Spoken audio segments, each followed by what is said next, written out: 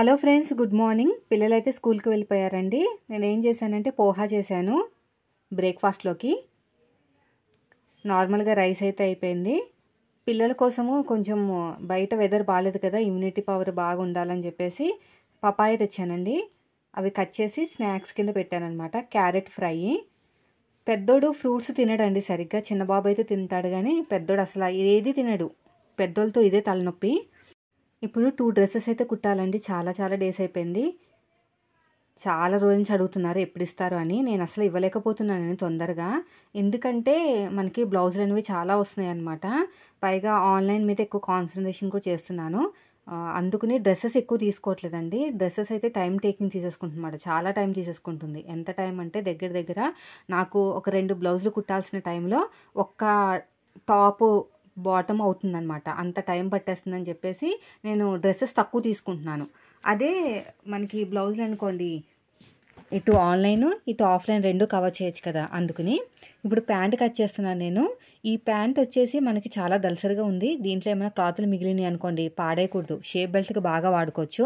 అలాంటివి చాలా ఉన్నాయి ఇంట్లో క్లాతులు. అయితే సపరేట్గా మనకి టైలర్స్కి ఒక చిన్న రూమ్ లాంటిది ఉండాలండి. డిస్టర్బెన్స్ లేకుండా ఉంటుంది. లేకపోతే మనం ఇవన్నీ కూడా ఎక్కడ పెట్టాలో కూడా తెలీదు. పైగా మాది రెంట్ హౌస్ కాబట్టి ఇంకా ఇబ్బంది అయిపోతుంది. ఇది హైట్ చాలా ఎక్కువ అండి. ప్యాంట్ హైట్ అనేది నేను కుట్టిన టాపే అనమాట. ఆల్రెడీ మీకు కటింగ్ స్టిచ్చింగ్ రెండు కూడా మనకి 2 months బ్యాక్ అప్లోడ్ చేశాను. పాకెట్ ఉంటుంది. అయితే వీళ్ళగా హైట్ ఎక్కువ ఉంటుంది. హైట్ ఎక్కువ వల్ల నాకు కొంచెం అతుకులు పడతాయి అనమాట. కింద అయితే అతుకులు ఏం వేయొద్దు అనుకుంటున్నాను. పైన మనకి ఎలాస్టిక్ దగ్గర మాత్రమే అతుకులు పడతాయి. సైడ్ కట్ చేసిన పీస్ ఉంటుంది కదా, ఆ పీస్ అనేది నేను వాడదామని అనుకుంటున్నాను. ఫస్ట్ అయితే పైన ఎడ్జెస్ అనేవి నీట్గా కట్ చేసుకోవాలి. కుట్టడం కట్ చేయడం చాలా ఈజీయే. ప్యాంట్ పెద్ద ప్రాబ్లం ఏం కాదు. టాప్స్ కూడా అంతే. టాప్స్ కూడా చాలా ఈజీనే కుట్టడం. కానీ నాకేంటంటే ఈ మధ్యన ఈ బ్లౌజులు బాగా అలవాటు అయిపోయినాయి అనమాట. ఎలాంటి బ్లౌజ్ అయినా కుట్టేయగలుగుతున్నాను. అంత ఈజీగా అయిపోయింది. చెయ్యి తిరగడం అనేది బాగా పర్ఫెక్ట్ అయిపోయింది ఒక 1 year 1.5 year నుంచి. అందుకు నాకు ఇంకా బ్లౌజులు అంటేనే బాగా ఇంట్రెస్ట్ పెరుగుతుంది. అది కొంచెం నన్ను ఇబ్బంది పెట్టినా కూడా ఫైనల్గా అవుట్పుట్ వచ్చేసరికి నాకు దాని మీద ఉన్న ఇంట్రెస్ట్ అనేది ఇంకా పెరుగుతుంది అనమాట. ఇప్పుడు ఆన్లైన్ ఉందనుకోండి, చాలా కష్టమైన బ్లౌజులే వస్తున్నాయి నాకైతే. ఇప్పటి వరకు ఈజీ బ్లౌజ్ ఒకటి కూడా రాలేదు. వాళ్ళు చెప్తున్నారు, వాళ్ళ తప్పేం లేదు. ఎక్కడ కుట్టినా కూడా సెట్ అవ్వట్లేదండి, కొంచెం కుట్టివ్వండి ఒక బ్లౌజ్ అని అంటున్నారనమాట. అంటే అది కష్టమైన బ్లౌజ్ అనే అర్థం. నాకు స్టార్టింగ్లో తెలియలేదు. అలా అనేసరికి ఏంటో అనుకున్నాను. కానీ నేను ఒక 3 కస్టమర్లు కుట్టేసరికి నాకు అర్థమైంది. అంత ఈజీగా కింద పెట్టేసి కట్ చేసి అంత ఈజీ అయితే కాదండి. ఖచ్చితంగా బ్రెయిన్ వాడాలి. చాలామంది కామెంట్ చేస్తారు బిజినెస్ ఎలా చేయాలని. ఫస్ట్ ఆఫ్ ఆల్ మనకి ఫుల్గా నాలెడ్జ్ ఉండాలి. బ్లౌజులు ఎస్పెషలీ. ఫ్రాక్లు అయితే నేనైతే వెంటనే యాక్సెప్ట్ చేస్తున్నాను. ఎందుకంటే బ్రెయిన్ వాడాల్సిన అవసరమే లేదు. మనకి కొంచెం క్రియేటివ్ స్కిల్స్ ఉండాలన్నమాట. అంటే బాగా మోడల్స్ కుట్టే క్రియేటివిటీ ఉంటే సరిపోతుంది. ఇంకా ఫ్రాక్స్ విషయంలో, టాప్స్ విషయంలో కానీ క్రియేటివిటీగా వాడాలి. కానీ బ్లౌజుల విషయంలో బ్రెయిన్ వాడాలి. అసలు ఇది ఏం బ్లౌజు, ఎలా ఉంది, అసలు వీళ్ళ బాడీకి ఎలా సెట్ అవుతుంది అని. తీరా అంతా కుట్టిన తర్వాత వాళ్ళు వేసుకుని ఫీడ్బ్యాక్ వచ్చే వరకు టెన్షనే. ఇంత కష్టపడి ఇంతలాగా కుట్టాం కదా, అది ఎలా సెట్ అవుతుంది. ఎందుకంటే నాకు ముందు అంత దూరం నుంచి పంపిస్తున్నారనగానే ఒకవైపున హ్యాపీగా ఫీల్ అవుతాను, ఇంకొక వైపున చాలా బాధ్యతగా తీసుకుంటాను అనమాట, రెస్పాన్సిబిలిటీ. సో నేను 3 కొరియర్ చేశానని చెప్పాను కదా, 3 బ్లౌజులు. అది ఈరోజు వస్తుంది ఫీడ్బ్యాక్. ఈరోజు వెళ్ళిపోతుంది. హైదరాబాద్లోనేనండి, అది మౌలాలి. అయితే నేను ఒక ఫ్రాక్ కుట్టాను కదా, అది ఫీడ్బ్యాక్ వచ్చేసింది. ఫిట్టింగ్ బాగా కుదిరిందని చెప్పారు. సో మళ్ళీ మనకి ఆర్డర్ వస్తే పర్లేదు. అంటే ఆర్డర్స్ వస్తాయని కాదు, కానీ మన ఇచ్చిన ఆర్డర్కి న్యాయం జరిగేలాగా చేసుకోవాలన్నమాట. ఫిట్టింగ్ బాగా కుదిరిందని నాకైతే కామెంట్ చేశారు. నేను ఇన్స్టాగ్రామ్లో కూడా స్టోరీలో పెట్టాను. ఎవరైనా చూసారో లేదో, పార్సల్ వచ్చింది అండి, ఫిట్టింగ్ బాగా కుదిరింది అని చెప్పారనమాట. అయితే బ్లౌజులకి డ్రెస్సులకి చాలా డిఫరెన్స్ ఉంటుందండి. బోట్ నెక్ కానీ ఇదన్నా కానీ బ్లౌజులు ఫిట్టింగ్ వేరు, ఫ్రాక్స్ ఫిట్టింగ్ వేరు అనమాట. సో నేను కూడా ఫ్రాక్స్ ఎందుకు ఒప్పుకుంటున్నానంటే మీకు వీడియో రూపంలో చెప్పడానికి ఉంటుంది కదా, ఒక వీడియో కూడా వస్తుంది. సో నేను వేసుకున్న టాప్ వచ్చేసి మనకి ఇది ఆలియా కట్ అనమాట. ఇది కుట్టుకున్న తర్వాత నా టాప్ నచ్చి మన సబ్స్క్రైబర్లో ఒక కుట్టి పంపించమన్నారు. అయితే సేమ్ క్లాత్ లేదు. నేను ఎప్పుడైతే వీడియో పెట్టేశానో వెంటనే మా ఇంటి దగ్గర వాళ్ళు కూడా తెచ్చేసుకున్నారు క్లాత్ అనేది. అంటే కుట్టిన తర్వాత ఎలా ఉంటుందో తెలుస్తుంది కదా, అది తెలుసుకునేసరికి నేను మా ఇంటి దగ్గర కొన్నానని చెప్పేసరికి వెంటనే వెళ్ళి తెచ్చేసుకున్నారు. 1.5 మీటర్లు మాత్రమే ఉంది. కానీ మన సబ్స్క్రైబర్ సిస్టర్కి మాత్రం 3 meters పడుతుంది అనమాట. 34 36 మరి సైజు గుర్తులేదు, కానీ లేదనమాట. మళ్ళీ వేరే క్లాత్ తెచ్చి కుట్టి పంపించాను. ఫీడ్‌బ్యాక్ అయితే ఏమి ఇవ్వలేరు గానీ,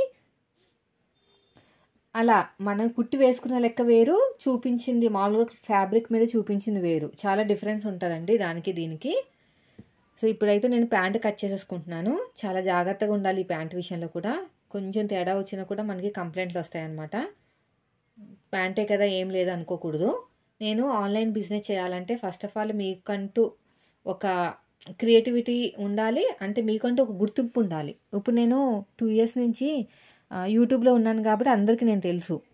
అందుకని ఇన్‌స్టాగ్రామ్‌కొచ్చి నా చేత ఒక బ్లౌజ్ అయినా కుట్టించుకోవాలి అనుకుంటున్నారు.